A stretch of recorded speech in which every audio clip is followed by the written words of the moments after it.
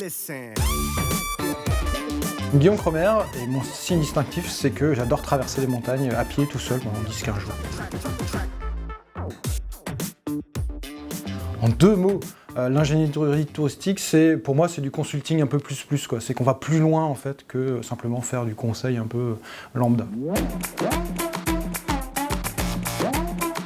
Moi, je travaille beaucoup avec les collectivités locales. Et par exemple, là, je vais démarrer une mission dans le parc naturel du Vercors pour justement accompagner les collectivités, les élus en fait, à monter une stratégie de développement touristique sur les 3-4 prochaines années. Et donc, on va en fait donner les clés aux élus pour leur dire voilà ce qu'il faudrait développer en termes de, pas marketing, mais vraiment en termes de développement, de combien de lits touristiques supplémentaires il va falloir monter. Et là, en fait, on intègre plein de domaines. C'est à la fois le tourisme, mais aussi le développement économique local, mais aussi l'environnement parce qu'il y a des espaces protégés, etc. Et donc, tout ça forme une vraie ingénierie en fait, touristique, quoi. Moi, c'est clairement une vocation. L'idée, c'était de rentrer dans les organisations et de pouvoir changer les choses en positif, donc faire de l'ingénierie. J'ai commencé par une faculté d'économie et de gestion à Strasbourg, et après j'ai fait des études de tourisme en montagne dans les Hautes-Alpes, à Gap, puis j'ai fini en école de commerce en fait à La Rochelle, et tout ça avec des stages, 6 mois au Népal, 6 mois au Kirghizistan, sur des offres sur des questions de tourisme durable.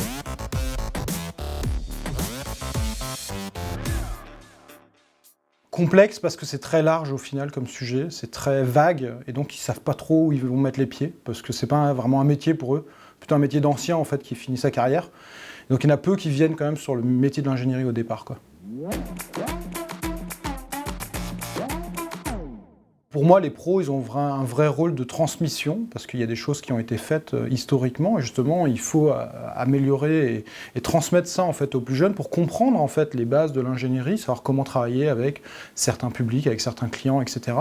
Et après, de voir comment justement on peut moderniser ça et amener justement cette nouvelle génération Y ou Z, en fait, à amener des vraies solutions un peu innovantes, et voir ce mix des deux est génial.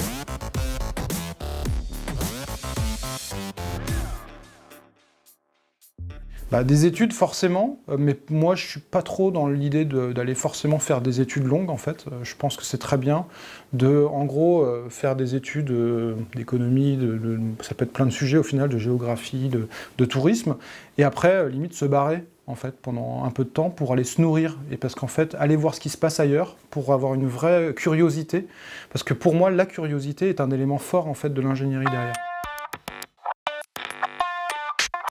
Déjà, le tourisme, c'est un monde qui bouge énormément, en fait, par rapport à toutes les nouvelles technos aussi qui arrivent, des nouveaux acteurs qui arrivent. Et forcément, en fait, cette révolution digitale qui arrive, et demain, la révolution de l'intelligence artificielle qui arrive, va complètement impacter, en fait, les organisations. Et donc, il y a un vrai rôle des ingénieurs à venir pour, voilà, adapter, créer le changement et apporter des vraies choses. Et pour ça, en fait, c'est juste super de pouvoir bosser sur plein de sujets hyper variés, et ça nous nourrit intellectuellement chaque jour, et pour ça c'est juste génial comme vie.